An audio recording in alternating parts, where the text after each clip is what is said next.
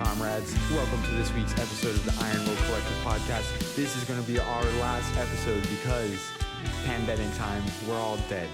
Just kidding. But today we did want to use the time to talk about ways that you can hopefully protect yourself from the coming storm. Typically, we try to stay out of current events and stuff like that, but this is getting a little weird, and John and I feel as though it ties well into the message that we're trying to send of generally living a healthy, sustainable life.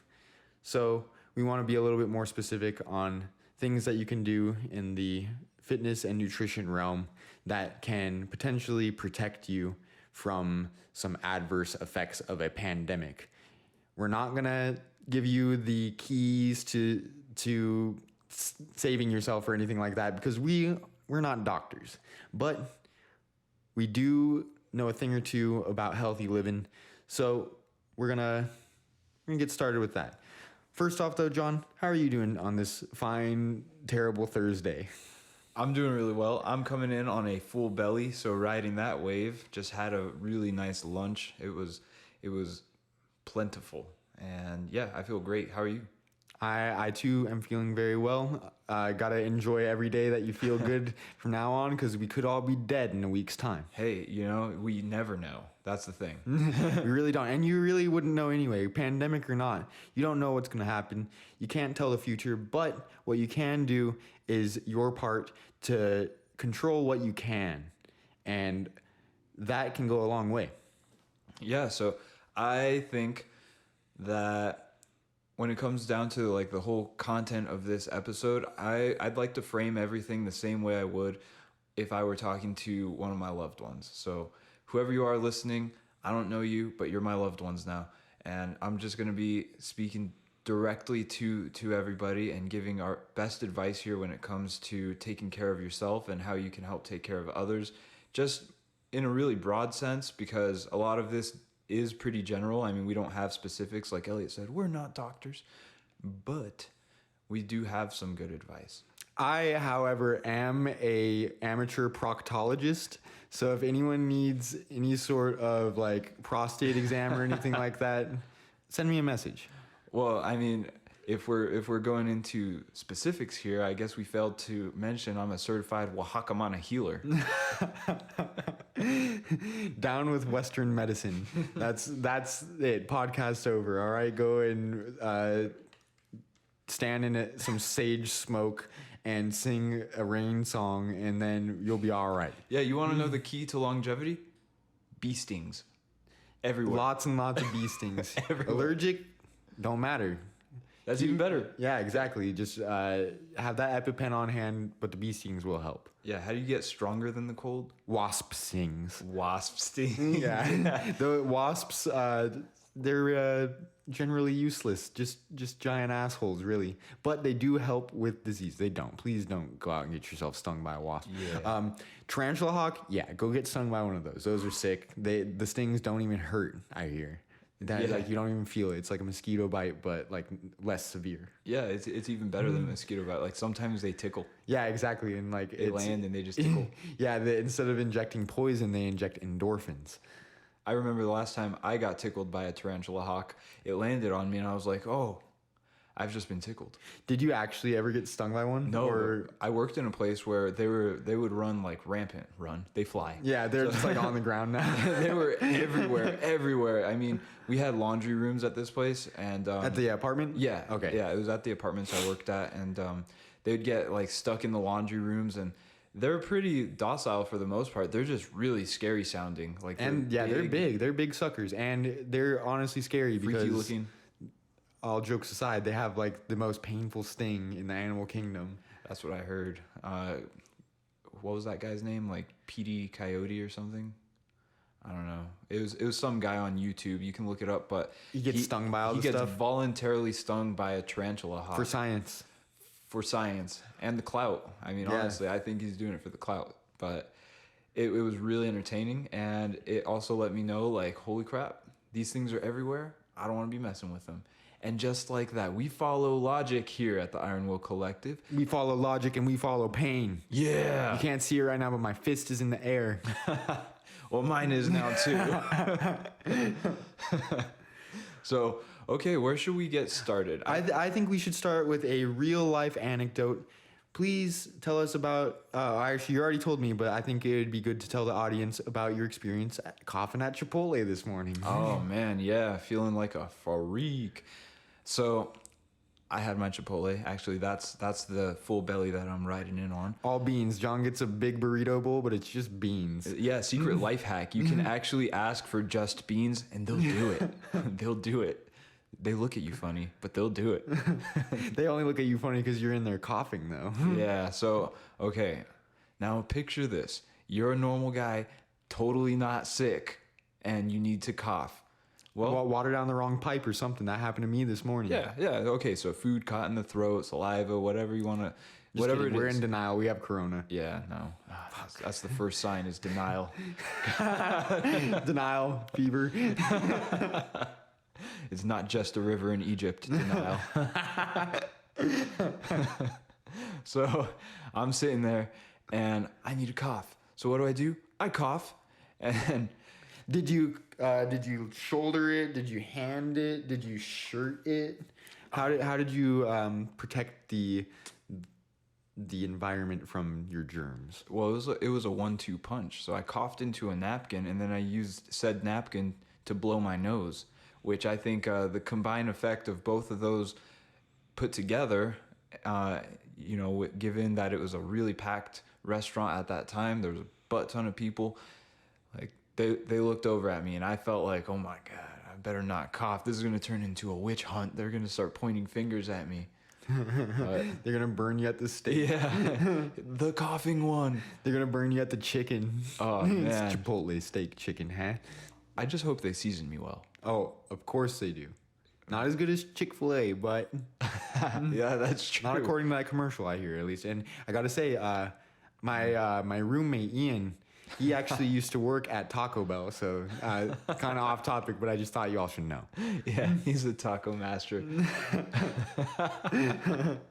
But yeah, that was a thing. I have another real life anecdote here related Please, to yeah, current I events. think we should start with that. Start with what we have noticed and the changes, because again, today is Thursday, March 12th, and as of yesterday, a bunch of crazy stuff started coming out about this. Like, they're canceling sports and they're banning travel, and this is kind of unprecedented stuff that I personally have never seen. I asked my dad, who's 68 years old. He's never seen anything like this. So this is definitely a topic worth talking about, I think. So, Yeah. So what is your other observation that you've had? So I went in today for typical day of training at my place of employment at the gym that I work at. The salt mine. Yeah, good old fashioned salt mine. So I'm in there working with clients and everything's pretty normal until I get to my last client. So I go in and she's there before I am, and she says, first thing, I just want to let you know I'm really freaked out right now about all this coronavirus stuff, and I'm not going to be coming to the gym for a few weeks. Did she train today? Yeah. Okay. Yeah, she did. But she started telling me, she said, I'm scared to touch anything that's in here or, have anybody touch me. And I've been wiping everything down. And like her husband apparently is a substitute teacher.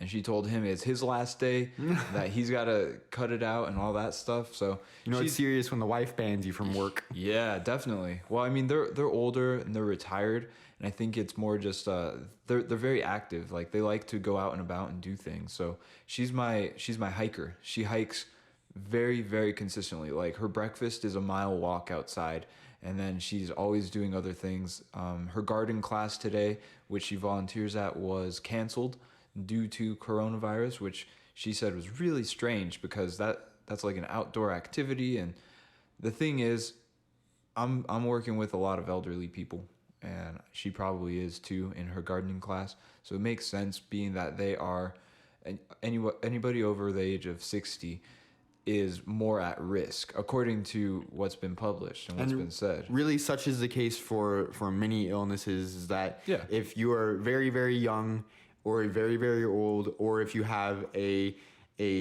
already existing medical issue, like these are the people that are going to be at the highest risk for dying from this kind of stuff. So yeah. And so I think that brings us right into the next point, which is the fact that these people are at higher risk is because their immune systems are not as efficient, I'd say, as somebody who's younger. So if you're very young or if you're very old, well, your immune system is going to be working super hard to try and mitigate any kind of disease that you've acquired. So whether it's just a common cold or if it's just, flu, like the normal flu, it's going to suck. Heck, even if it's recovering from an injury, like a injury of a joint or a muscle or a bone or anything like that. Yeah. Unless you are a well taken care of person of an older age or something, it's probably going to be a bit more severe as if you would have got hurt when you were like in your 30s or your 20s or something like that. Yeah. I mean, you can ask almost any old person and they'll tell you like it's just not the same as when you're younger. It takes a little longer to get better, and you really have to take your recovery seriously. So with that, I think coming off of a solid foundation of healthy habits, things that already help to take care of your immune system, you should be a little bit less at risk. I mean, there's only so much we can do. Like you were saying earlier, all this stuff is unprecedented. It's kind of new for everybody here. We've been through pandemics in the past, and scientists, we've got some like incredibly smart people on the job and doing their best to try and spread the coronavirus. All the coronas. Yes, we've got the smartest people in the nation right now. They're working on spreading this, so don't worry, everybody. If you haven't got it yet, you're going to get it soon. Thank you, NBA. Thank you, Biden. Oh, yeah. That lady that says don't touch your face, but she touched her face. Did you see that video? Oh, that was going viral. Oh, jeez. Yeah, I don't know where she's from, but she's like this public official lady, and of course, people turned it into a meme, but she's just giving a general public address, and she's saying, okay, wash your hands, don't touch your face, and immediately she licks her fingers to turn the page, and then she scratches her face. So I just want to point out, as many of you already know, consciously not touching your face and stuff is easier said than done, because like your nose itches or something. What are you going to do? You're going to itch it. You're not going to really think about it until it's too late. Yeah. So it is good advice, I think, or I consider it good advice because that's a common theme that you hear from medical professionals. Is like, all right, wash your hands, don't touch your face. Mm-hmm. If you are going to like be preparing food or something, of course, wash your hands before that. If you go to the bathroom, don't use toilet paper because you don't have any. And there you have it. You're good. Yeah, exactly. But really, I think that is some advice that I personally am going to try to follow. But try is the key word, because it's like, I mean, the thing is, like, you could still scratch your face. Just don't use your hand. I've been known to pull my shirt collar up. I'm going to do it right now as I'm talking. Mm-hmm. And scratch my face. So using the inside of my shirt, something that's just not as exposed as like my hands, and then just being sure not to touch the part of my shirt I'm going to be scratching my face with. Like, I know it sounds like little things and like just a few steps shy of OCD, being a crazy Howard Hughes-esque germaphobe, but that's not it. This is all within reason, especially given all the crap that's going on. Okay, I've got the solution though. I just thought of it. So since, as many may know, there's toilet paper shortages everywhere pretty much by now. If you haven't seen it with your own two eyes yet, it's a real thing. Yeah, John and I have crazy. both seen it, and someone you know has probably seen it too. So that being said, we're going to have to start wiping our asses with our hands. If you're wiping your ass with your hand, you are not going to be touching your damn face. You're not going to be touching your mouth and stuff. So we're good. We're going to, this is the solution. They purposely lowered the supply of toilet paper so that we had to wipe our asses with our hands, so that we no longer touch our faces with our hands. Oh my God. I've got it. It's a conspiracy, but it's just been blown wide open. You heard it here first on the Iron Will Collective podcast. Be safe out there, friends. Yeah, they really thought this one through. But can you imagine like going out in public and seeing people with brown hands? Just knowing like, oh God. What about green hands or blue hands? You ever got blue poop before? I mean, only with that time I ate the crayon. That was, yeah, dude, ew. Well, Ew. jokes aside, yes, wash your hands. Don't wipe your ass with your hand. If you must, shit in the shower and waffle stomp it. Yeah. But don't wipe with your hand. Look, I'm not above that. I mean, I'll be the first to admit, like, when shit needs to get done, it needs to get done. Like, quite literally, this shit needs to get done. And John was actually just telling me a little while ago that a little known fact that if you actually shit outside, then your sphincter is more effective, much like a dog. That's why you never see your dog wiping its ass. And sometimes, it'll wipe it on the carpet, but that's usually due to itchiness. And fun. And fun, yeah. That's exactly. super fun. You ever tried it? I mean, come on. All right, let's do it now. Pause the podcast. I'll race you. Okay, we're back. John won. It was a tie. It was a tie. I just had a little bit more of less friction, I should say. My hole was a little slidier. My hands were too slidey was my problem because I've been doing the whole hand technique. All right, we're going to stop joking around about it. We're not going to stop joking around. There will be more jokes in this podcast because what better way to deal with a pandemic than with humor? All right. So, but we really do want to bring some good information to light, though. Right. So, has there been any other strange things that you've noticed? Besides the toilet paper being gone, let's see. And people starting to drop out at the gym. Yeah, people dropping out at the gym. Let's see. There's been a shortage of hand sanitizer and disinfectant wipes. Actually, it was just the other day, one of my coworkers at the gym, the guy who kind of is in charge of cleaning the place, he was tasked with going to find some sanitizing wipes because we had just run out. And he asked me if I thought that Walmart had some. I said, yeah, of course they have some. Well, he showed up and they had none. So that's another thing.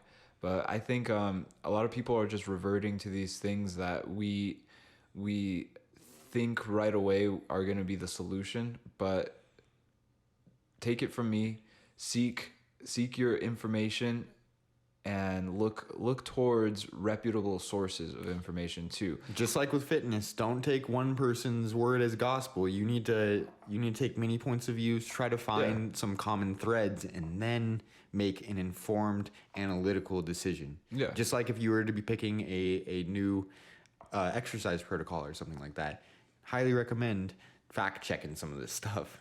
Yeah, for sure. Especially when it comes to the fact that a lot of people are starting to hoard supplies.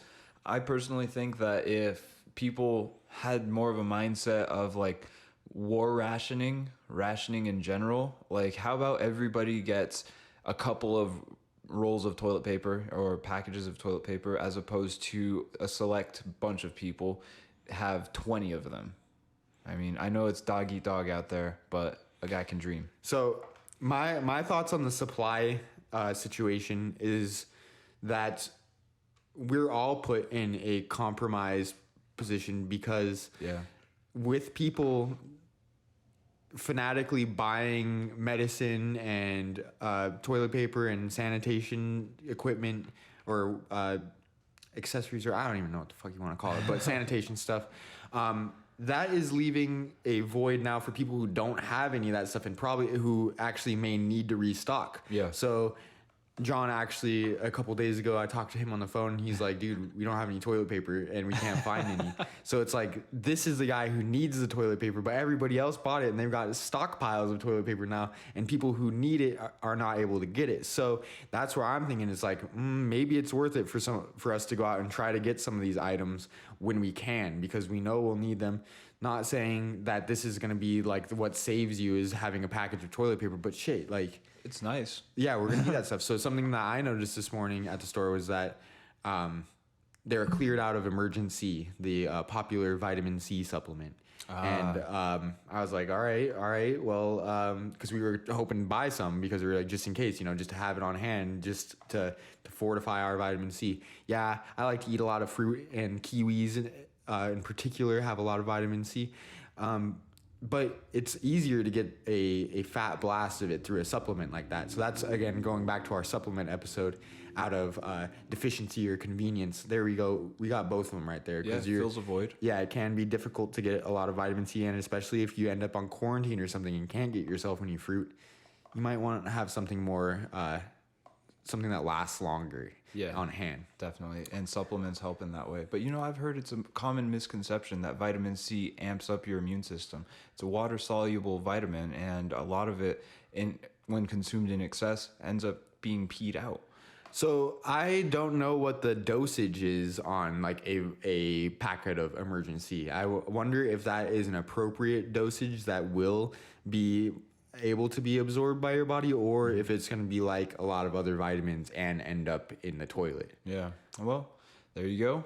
Do your research. Examine.com is where I would head, and plug them again, just like on the supplement episode. I think that it never hurts, because if it comes down to it and you are considering what kind of items you need in preparation of whatever circumstances may unfold, then really be wise about what it is that you're acquiring. Because let's say vitamin C is going to be lower on the hierarchy of things of necessity compared to, like, I don't know, food.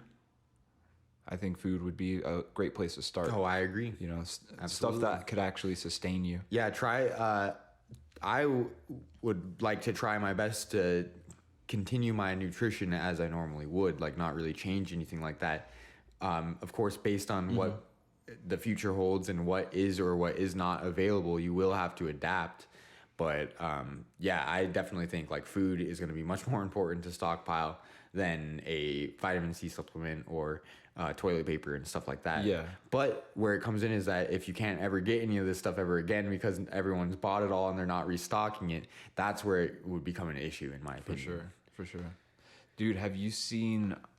Okay, so I went a little deep today, just looking at all this coronavirus stuff, and I decided to Google the Wuhan fresh markets, or they're called wet markets, not fresh. Wet markets and wild markets. So it's pretty much just their outdoor, like, meat markets where they sell all these wild caught animals, or sometimes they're farm raised, usually not farm raised though. Veggies and fruits and stuff too, like produce. Yeah, there's veggies, there's produce at the wet markets. The wild markets more concern themselves with proteins and meats. They'll cook it and prepare it for you there, but good Lord, these things are appalling. Like, horrible. The sanitation. Yeah, so very, very terrible sanitation, and not to mention the types of animals that they're keeping is just like, raccoon. It blows my freaking mind. Raccoon is like the least of it, man. They had like, okay, that roadkill. yeah, actually. So they have like cats and dogs. They have snakes, bats, rats. Man, any kind of like weird animal that you can think of. Turtles. They've got Coatamundi. They had some Coatamundi looking things, like flying squirrel looking things. Like, I don't know where they're getting these things, man, but I'm telling you, like, it's crazy. So we're dealing with a culture very different from ours that has inadvertently put something out into the world, and here we are talking about vitamin C. I myself am a bit of a conspiracy theorist, as you know, and there is also a biological hazard lab in Wuhan as well. And some people think that they are responsible for purposely putting this out and starting this pandemic for whatever motives that someone would have to do that, whether it be decreasing the population, finding a reason to enact martial law, or what have you, which is like, I'm always interested by this kind of stuff, but again, this stuff's impossible to verify. Yeah. So with the conspiracy stuff, I think interesting. Take those points of view and put them in when analyzing, but again, don't take it as gospel. Right. No, because I had heard the same thing, but then I heard a different point of view, an opposing point of view to that, and it was from a disease detective. And so a guy who had worked with these these disease control centers in the past and kind of knew a lot more about it than I did. That's for sure. Like, he's written books on all this stuff. And he said that, in his words, we're not smart enough to engineer anything like this.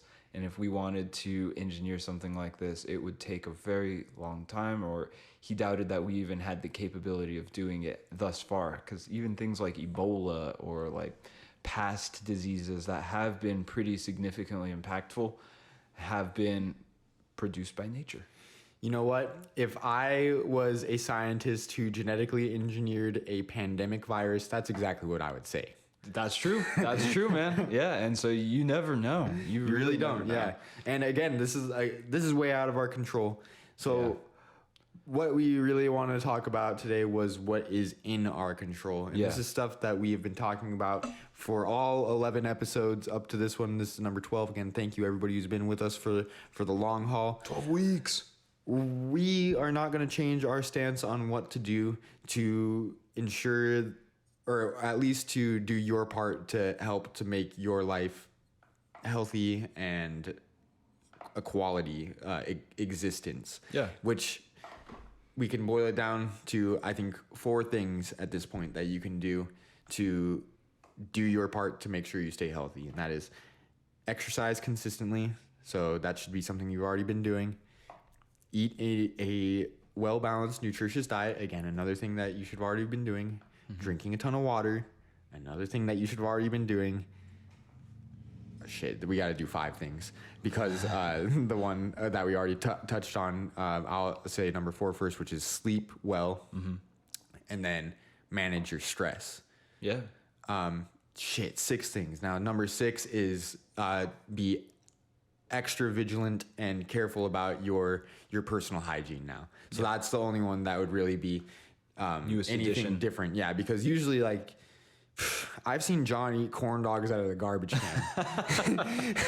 It's true. We tend to be a little bit more haphazard when it comes to personal hygiene at times. But at the same time, like some people recommend not being so anal and fearful about that, because taking in a few germs and stuff along the way can help to keep your immune system on its toes. Yeah. Make sure that it is, possibly even getting infected with something and then gaining the resistance to it thereafter, and you might not even get sick. But like John, he didn't catch any disease eating that half-eaten corn dog out of the garbage can. He's totally fine. He's sitting here right here today. That was like 4 years ago. Yeah, I screeched, "If you ain't lit, you ain't shit," and then I did it. It was a full corn dog. He just deep-throated it.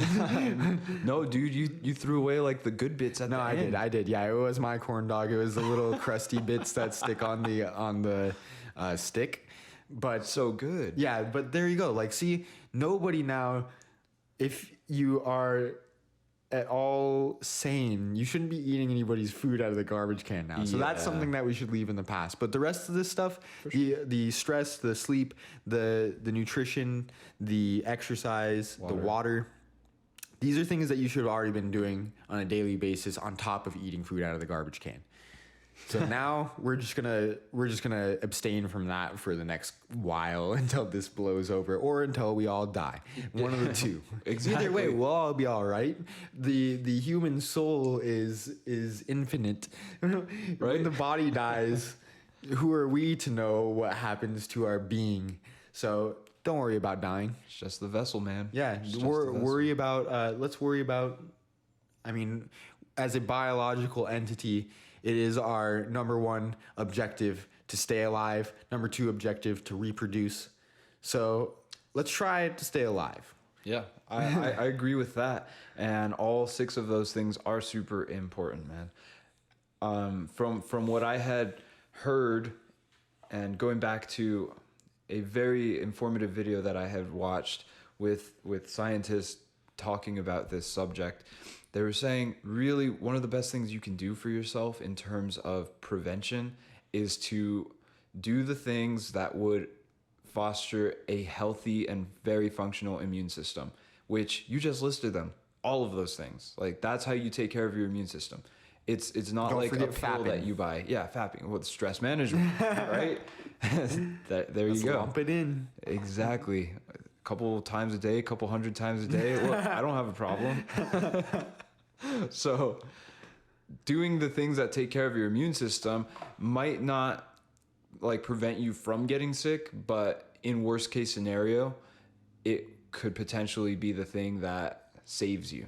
Yeah, I believe that even if you were to get sick, if you are practicing these habits consistently and diligently, then at very least your bout with the illness or whatever illness it is, not just corona, like if you get a stomach bug or whatever, like sick with anything, it shouldn't be as severe as it would be for someone who doesn't do this type of stuff. And so on that same note, they were saying that people who do things to harm or damage or impair their immune systems, for example, smoking or being overweight, obese, sedentary individuals, or eating a diet that is pro-inflammatory and full of processed foods, those people are at higher risk because let's say then they get something, corona, whatever it is, like you said, common cold, whatever. It's going to be that much harder for their body to fight. Essentially, you can either arm yourself with the tools that you'll need to combat whatever happens, or you can go into it with next to nothing and already a little wounded. Well, this makes me think of a handful of people from my old job who would just get sick like monthly, it seemed like. That's not exact, but like me, in the past few years, I'd get sick, maybe 1 or 2 times a year, maybe, like with the cold or like seasonal flu type. Yeah, exactly. Like, and that's something that is very hard to avoid, especially when you are in contact with a lot of people. Yeah. But I've seen a lot of people get sick like exponentially more than that, which is like, dude, like do you like this? Do you like being sick all the time? But you look at the habits of these people and like you see what they bring in to work, and they bring in that 40-ounce soda and like some chips or something for their breakfast, and then they don't do any sort of physical activity or anything like that. They probably stay up late and don't sleep properly. Never once seen them drink a drop of water. And that, I don't know, while that again is just anecdotal evidence, I truly believe that plays or had played in the past a role in their poor immune system function. Yeah, it makes a lot of sense. And if you think about it, like all those foods are impacting the digestive system and the GI tract, which is home to billions of bacteria that you your need. Buddies, your homies. Those are your buddies, man. You need to take care of them. H. pylori, friend or foe? Yeah. Depends on what you're into. But that's the thing is, again, like take the big view here, zoom out and be a little more holistic. So then that way you can give it everything you've got. Like, I mean, shit. I'd rather, loved ones out there, I'd rather you start with one small thing. Like, let's say you have a lot of things to work on. Well, if you start washing your hands more, or in general, please wash your hands. Like, that's a huge step. Cover your cough up. Be sanitary. That's going to be really, really important. And from there, then you can start incorporating all the other things to increase your chances of good health moving forward. But if you're not going to do it for yourself, do it for others. Wash your damn hands. I saw on Reddit this morning that I think it was Italy.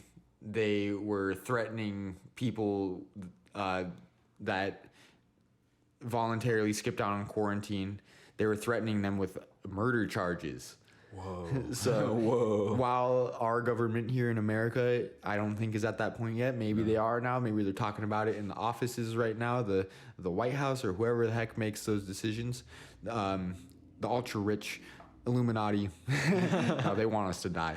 But I think that basically just hold yourself accountable. If you're not going to do it for yourself, don't be a selfish bastard and go out and get other people sick. Just like last year at this time, if you got a flu or something, don't fucking go to work. Call out. Yeah, I'm the kind of person who can speak firsthand that I freaking hated calling out of work. Yeah.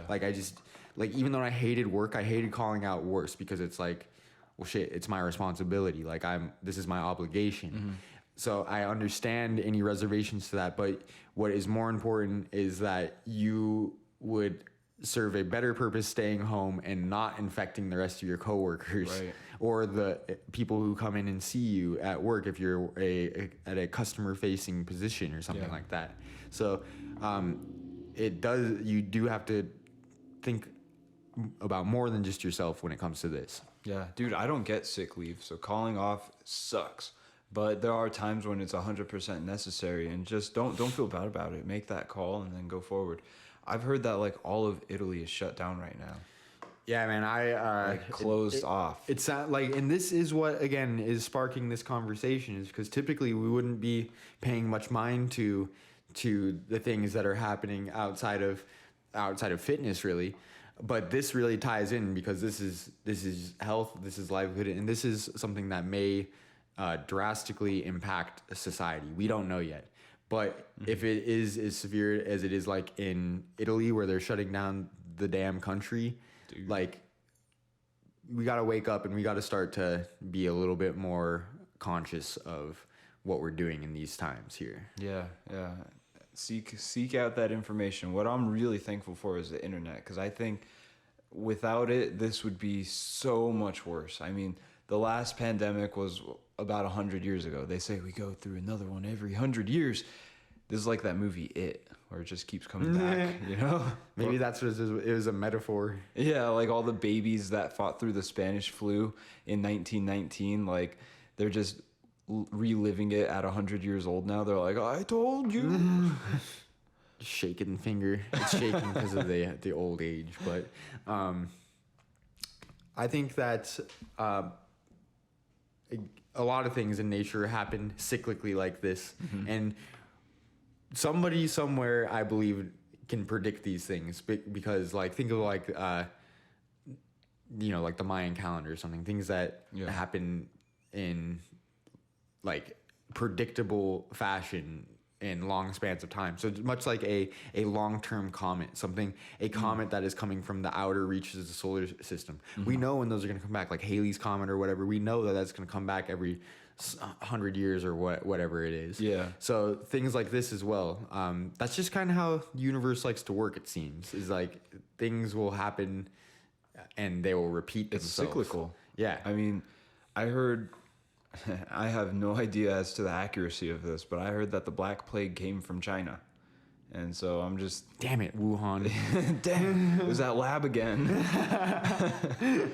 Freaking sucks. But no, I mean, there are definitely people trying to sound alarms for a while. Like, I was scrolling through my YouTube feed today, and trending right now is a 4-year-old TED Talk that Bill Gates gave saying that we're not ready for the next pandemic. 4 years old. Conspiracy theorists chiming in again. I've been seeing on various conspiracy mediums that I like to frequent that one of Bill Gates' foundations or something, at the end of last year, they did like a presentation on how they're like, all right, well, this shit's coming. This shit's right around the corner. It's going to kill like 60 million people or something like that. And it's going to originate in China. And they're just like calling all this stuff. So back to that conspiracy theorist mindset is like either somebody is foreseeing these cycles or somebody's making them happen. But again, or it's just happening. Or it's just happening. Exactly. Like, but we just as like you and I sitting here and whoever's listening to this, we probably will never know the real answers to these. But we can speculate, and we can, again, what's more important than any of this is what can you do? Yeah, exactly. What's in your control? Exactly. That's the Stoic point of view, because I think like regardless of the origin or the cause or anything, like, I mean, the shit's here and that doesn't matter anymore. Yeah, exactly. So what are you gonna do about everything that you can do, you know? Crush a couple brewskis, light up a cigarette, and watch the world burn. Yeah, brother. Put on some Leonard Skinner. I'm gonna listen to Freebird when I go out. I'm gonna listen to Deadbird. Like, bury me in my mullet. I'm growing a mullet, guys. Are you actually? Because I plan to, and I've been catching a lot of flack from the girlfriend and the family. Like, no, don't do it. I'm like, you guys, you don't even know what it's gonna look like. It's gonna be sick. You guys are gonna eat your words in about 6 months when I grow my hair long enough to get this. There's this beautiful guy on the internet. His name's Gucci Berry. He's pretty robust, but he's got probably my dream haircut. So it's really long. So I think it goes down to like his lower back or maybe like mid back. And the whole front of his head is shaved. So it's just the back part. Pro tip, grow your hair long enough to wipe your ass with it. So if you run out of toilet paper, you're good. That's a life skill, man. Yeah. That's just really being your own best friend right there. Exactly. That's self-sustainability right there. That's perpetual motion. You think of everything, man. You got to think of that stuff too. Exactly. So, but my thoughts come to me from the ether. I can't take responsibility because I don't know where this shit's coming. We're just antennas. We're antennae. Yeah. We're getting thoughts from the hive mind. So if you think about some weird stuff, you're like, oh man, I just had a gay dream. You're not gay. You just tuned into a weird channel. Yeah. Exactly. And even if you were gay, like it's 2020, you're gonna be all right. Your life's gonna be all right. Yeah, no worries with it. Trust no worries. me, I know. Just get the corona. You're all good, man. Like, oh, no.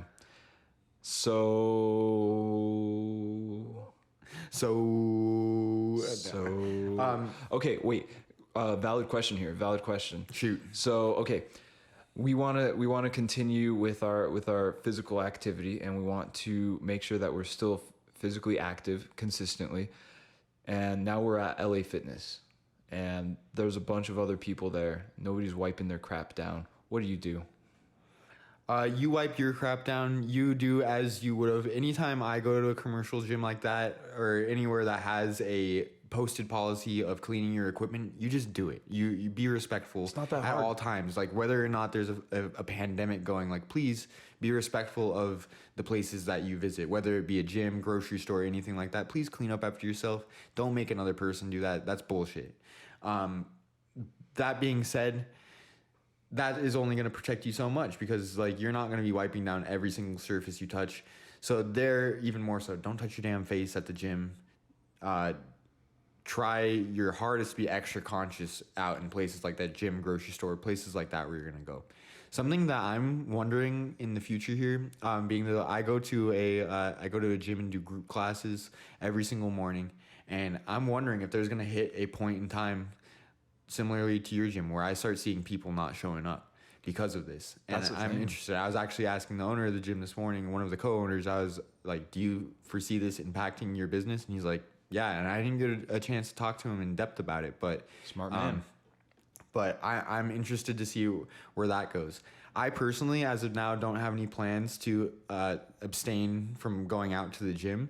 Mm-hmm. I mean, that's just right now though.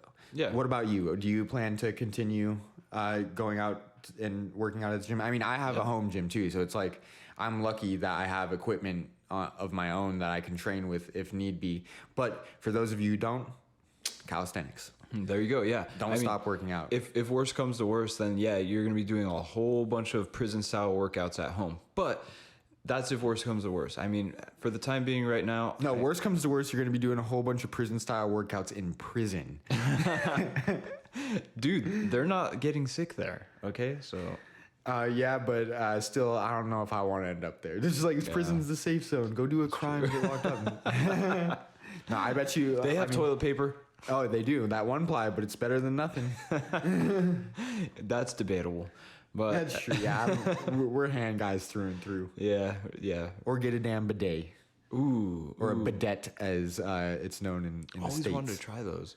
The closest I've ever been to was the hot tub. You know how there's always like the jets that you just take shoot out from the side. Go get in the hot tub without wiping. I'm going in clean already, but I'm like, all right, just a little try over here. Let's test this thing out. I think bidets are a little bit less high pressure than that. Oh man, well then let's just say I'm ready. Europeans are, from what I understand, there is a far more frequent use of bidets in Europe. I don't know if there's any particular country where that is or what, but the Europeans think we're savages for using toilet paper. And toilet paper is honestly pretty crude. I mean, you're literally just scraping the shit off your ass with a little bit of paper. Yeah. Try it. You can do a pretty good job of it. You can, but unless you're using the dude wipes or something like that, a wet wipe, a sanitary wipe or something, you're probably gonna have some particulate left over. Yeah. Well, I mean, I go until I see blood, so that's the only particulate I've got. Well, I do an end of day check. I like to wear white undies, so if I pull them off at the end of the day, if I see any skids on it, I know I didn't wipe well enough. Yeah. It's a retroactive thing, so it's like can't really do much about it at that point, but it's just like a learning experience. All right, I'm gonna wipe better tomorrow. Yeah, I'm gonna start using your blood technique. That's it, just a little bit. But no, I heard like bidets were pretty popular in Asia too, but always wanted to try one. You can get one. One of my friends has a bidet he was telling me about. It's just a toilet seat that you swap onto your regular toilet, and it has a seat warmer, and it warms the water that it shoots on your rump. Dude. Yep, and it has a dryer, I think. Okay, well that had to be at least $1 million. Oh yeah, this Come guy's filthy rich. Well, Filthy freaking rich. No, I think warmer? he said it's like 100 or two, something around there. Okay. So a decent little investment, but yeah, I think worth a try at some point in the future. Yeah. Now would be the time to invest in a bidet because everybody's all on that toilet paper train. Right, yeah, they're all they're scraping. We're gonna be spraying. Ooh, spray bottles. No, that'd be messy. Just spritz it a little bit. Well, I at one point I wondered like how does a super morbidly obese person actually get down and wipe? Because I was watching like My 600-Pound Life, and you get a lot of insight to these people's lives and the way they live. And I mean, one thing's pretty obvious right from the get-go: they're not very mobile. They also don't fit into small confined spaces very well. Most toilets that I've seen would probably not be very, very big. It's not going to be an adequate size. So. May I cut in with an addition about this before we talk about the wiping? Is that my dad, he used to be a firefighter, and he told me that many calls that you would get as a servant of the public would be to go into somebody's house and freaking pull them off the toilet because they got stuck on the damn toilet. So that's, if you're at that point, please get help. Yeah. For the love of everything. For the love of yourself, come on. Yeah, like, Jesus. Man, you could do better than that. You need to. So anyways, did they show how they wipe or anything like that? Okay, so they didn't show how they wipe. I guess it's like a television thing, but I took to Reddit. Oh, good old Reddit, and I found my answers there. It was a bunch of actually like morbidly obese people answering the question. They're like, what I do is I'll go to the bathroom and then I hop in the shower. I have this big long loofah. I have a loofah on a stick. A poop loofah? Yeah, a poop loofah. Oh, God. And they just scrub a dub because that's the only way. But loofahs are pretty freaking firm too. Yeah. Well, I mean, I can kind of see it being a luxurious thing, but at the same time, like those are also the same people that are having to move folds so they can like fit. Clean under them. Yeah. Clean under them. Whatever. Yeah. Yeah, just don't get like that. Don't let your we're here to situation help, get that okay? much out. Yes, we are. And 6 principles. 7 if you count the poop loofah. So, all right. So we've touched on exercise. If you as the resident sleep man, if you could give us any detail on the benefits that adequate sleep has as far as immune system function, that would be useful in this conversation as well. Very, very, very critical, because that's where the body repairs itself. And in terms of any kind of like foreign infection or virus or anything like that you may be dealing with, sleep is going to be where the body combats it the most. But apart from that, a lack of sleep does diminish immune system function, and that happens within, a single night of being awake. So anything less than 5 hours of sleep is going to be pretty much your danger zone right there. So you can think of it like the RPMs on a car. We all have the little red zone, and that's not really that's not a place you'd want the needle to hang out. You're redlining your sleep. You're just... Yeah, exactly. No. But if you let the revs drop too low, you freaking stall. Well, in this case, low revs would mean more sleep, and high revs would mean less sleep. So if anything, like, hey, I'll take somebody sleeping 12 hours a day over somebody sleeping 3 hours a day. So I gotta say, just what this reminds me of is just my own experience. When I get sick with like a flu or a bug or something like that, you know what I do? I freaking sleep all day. Like a dog. Exactly, like a sick ass dog. The animals know what to do, man. They take care of themselves in that way, and it's instinctive. But I think that what happens with our human brains is we're so stimulated, and there's also a lot of conflicting evidence or advice, I should say. You might not even know what the proper course of action would be, and so something as intuitive or as basic as sleep might not be the first thing you think of, but freaking sleep. I think that's BS though. If you are a person who needs stimulation, have you ever had a dream before? Dang, dude, I can't think of much more stimulating things in real life that happen in a crazy dream, and you only get that when you sleep. And that deep sleep, that deep sleep. So best case here, shoot for a bare minimum of 6 hours. I've been in a spot where I got 6 hours pretty consistently, and I'd say that I was all right, but everybody's different as far as like it's true. The amount of sleep that you feel good at after a night. So there's no concrete numbers, but we do have bare minimums, and there's no upper limit. I mean, if you sleep more than 24 hours, there's probably something really wrong. But I ain't no scientist. That's called a coma. Yeah, exactly. Damn, you wake up feeling good though. Right? Imagine. No, like that one time I just slept for a week straight and then stayed up for the next week. I mean, I got it all out of the way, man. Methamphetamine. Really though, as you would know, coming off a night with poor sleep, you're not feeling great that next day. So think about if you were ill and you got poor sleep, you're going to feel even shittier, and it's probably going to prolong your recovery period. So very important that you take it upon yourself to reserve an adequate amount of time for sleep and for sleep only. So set that in your schedule, just like it would be work or something. Like this is non-negotiable. I think a bedtime works fantastic. I didn't even like, I'm 26 years old and I have a bedtime. I don't care. Yeah. It's probably earlier than some children's bedtimes, but I personally do not function properly on a lack of sleep. And a lack of sleep for me is like 7 hours or less. Like I need a lot of sleep. I usually sleep 8 to 10 hours a night, and I wake up feeling pretty darn good and able to tackle the day. So I make it non-negotiable. Like I got to be in bed by like 10 o'clock at the very latest, because I know I'm going to be waking up around 6. So that's 8 hours right there cut out. Yeah.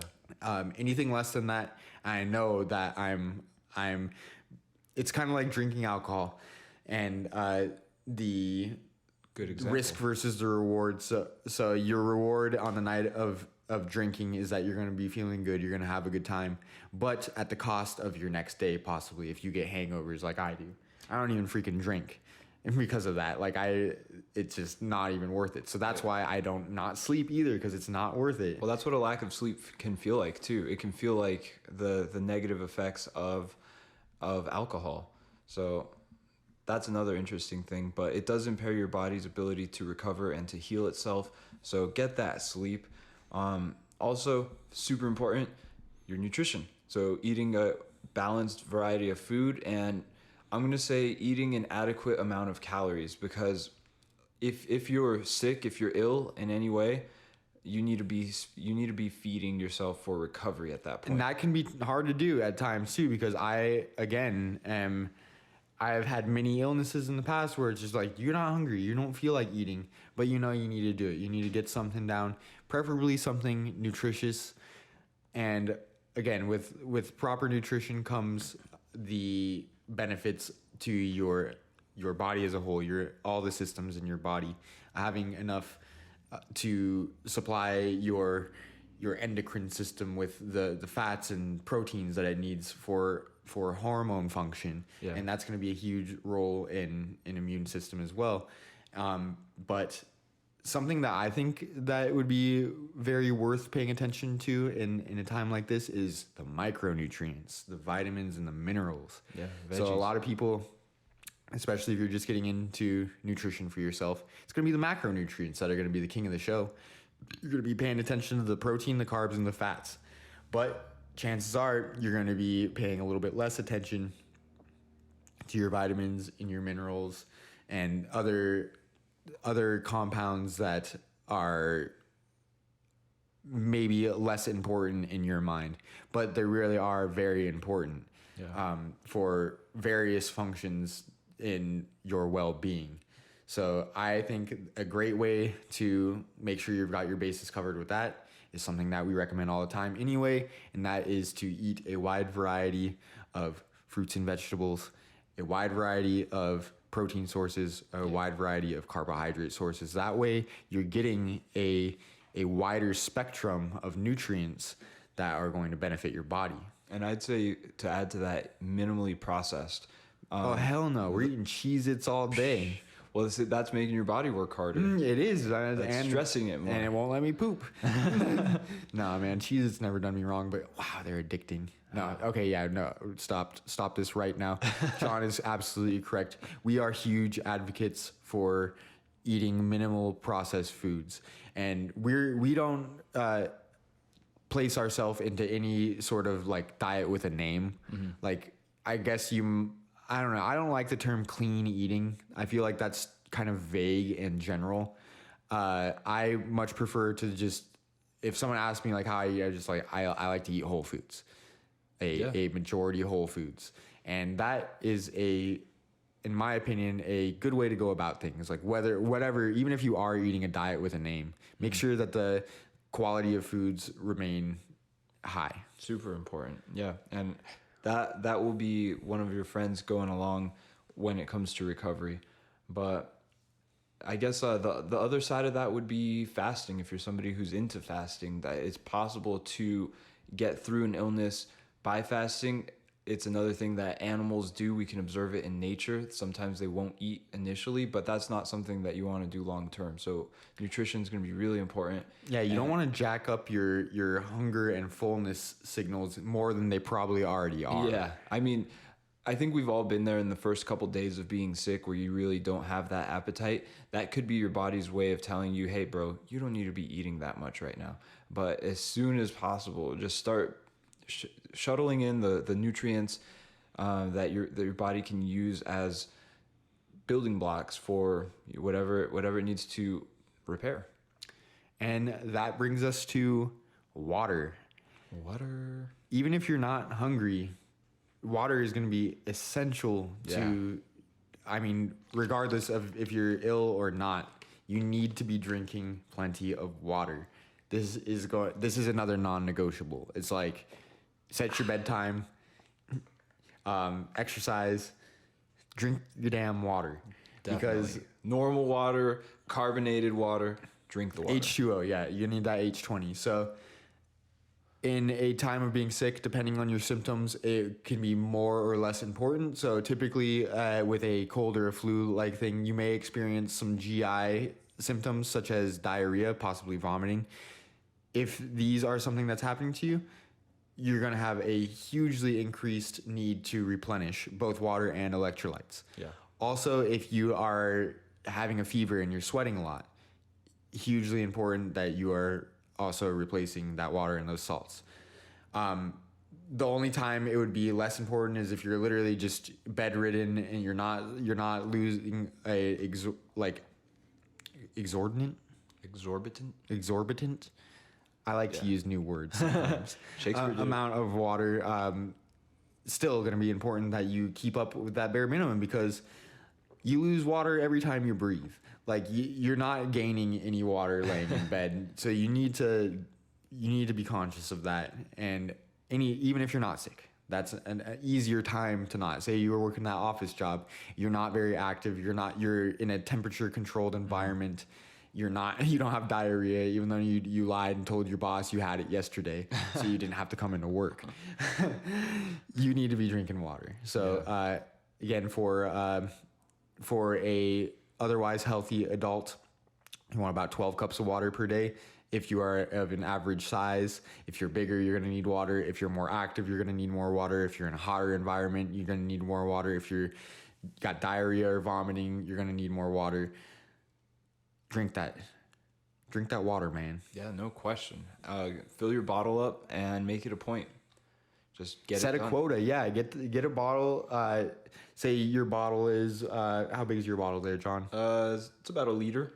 So about a liter there. So 12 cups is like 3.5 liters, I think, if I remember correctly. I don't use a metric system. We don't deal with that crap here too easy. We use the standard American BS. So John could say, all right, I need to drink about 3 to 4 of these bottles in a day. And that way he'd know he's getting enough water there. Yeah, it's about 4 cups right here. So yeah, there you go. So 3 to 4 of those per day will be giving you a adequate amount of hydration. And again, you're going to need to scale that depending on your status in day to day. So if you're sick, especially, drink that water. Even consider possibly a sports drink, something even with a bit of sugar in it. Might not be a huge detriment at this time. Like, not that it is when drank in moderation anyway, but if you're not taking in a whole heck of a lot of calories, your body's gonna really enjoy getting some carbs in it. Oh yeah. And that's gonna help with not only making you feel better, giving your body some of that energy for that brain, but also the electrolytes and the water in it gonna be hydrating you.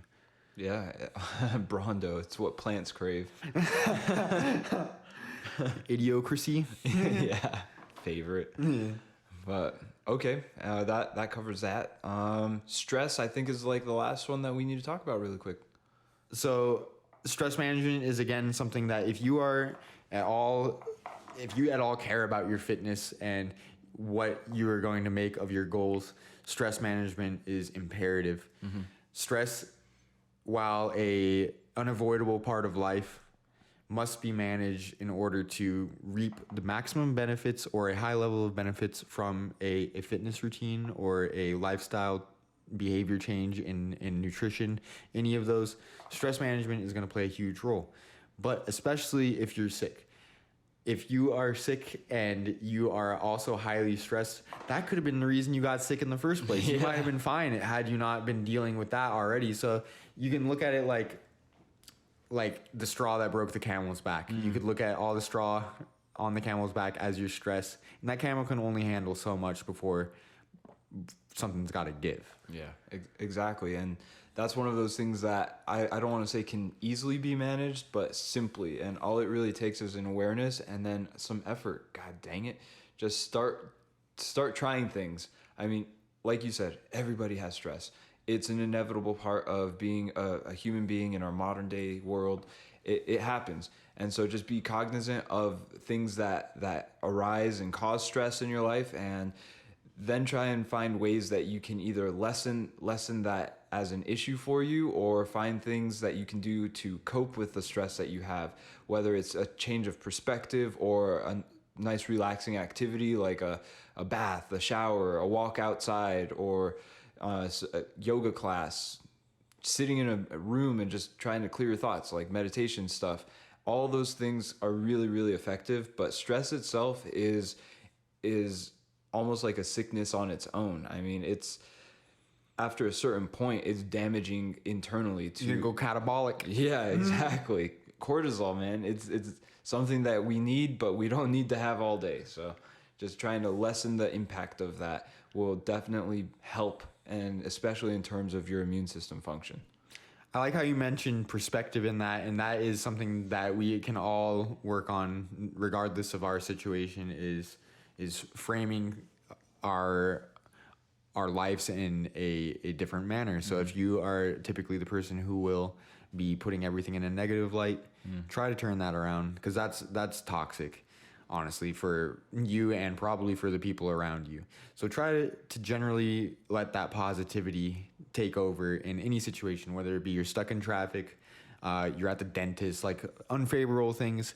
You gotta find a way to accept things that are less than optimal, and find a way to preferably enjoy things whenever possible. You're going through it anyway. Yeah, exactly. So like some stuff, yeah, it's not going to be enjoyable, but sometimes it's necessary. So if you can just tell yourself, all right, I got to do this, and it makes it a little bit less painful. Other things that you may have been closing yourself off to, like maybe you say like, oh, I don't want to go to game night at John's house tomorrow. I freaking hate Monopoly. You go there, instead of thinking like that, say, oh, well, I'll give this a better shot this time. Maybe we'll have a good chuckle or something. Yeah. Just changing your perspective a little bit like that can have a big impact, in my opinion. Right. It's the difference between saying I have to and I get to. Just like with exercise in the first place, a lot of people think that like, oh, I have to exercise, which while I can't argue with that, I think it is imperative. You should think of it as I get to exercise. Like I am fortunate enough to where I am healthy enough that I can embark on this, because there's people out there who aren't in as good of a position. So you have to look at what you got, compare it, or I mean, put it up against something that is a lot worse, and that can give you a great kind of shift in what you had previously thought. So think like you at the gym being able to go and bench and squat, whereas there's probably someone sick with coronavirus on their deathbed right now. Yeah. At least that's not you. Yeah, exactly. It's like Thanksgiving every day. Exactly. Yeah. Wake up, be thankful, be positive, believe in yourself, and practice healthy habits. These are the keys that should hopefully keep you healthy, not only through this pandemic, but through whatever else life is going to try to throw at you. Yeah. Well, hope you guys enjoyed this episode and that it was informative. We brought our best advice here. Like I said, it's targeted towards everybody as if we were speaking directly to our loved ones. I mean, this is the same advice that we're giving the people we care most about.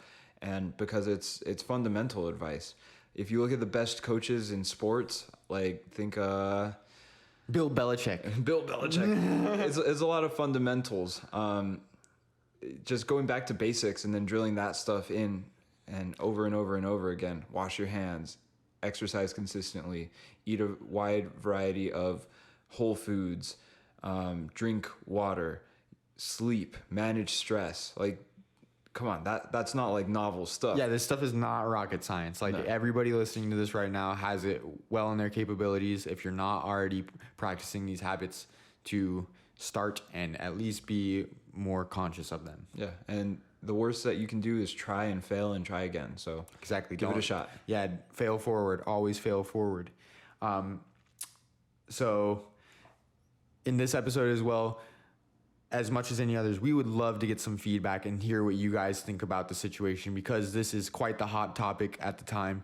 So if you make it this far in the podcast and you hear this call to action, please communicate with us, because we would love to hear some other points of view on what you are doing to keep yourself and your family healthy and safe, and your thoughts on maybe what we have talked about. Yeah, absolutely. I mean, all the different ways you can not use toilet paper. Yeah, exactly. Let's get the waffle stomping conversation started in the comments below. Thank you, everybody. Yes, thank you very much. Good night.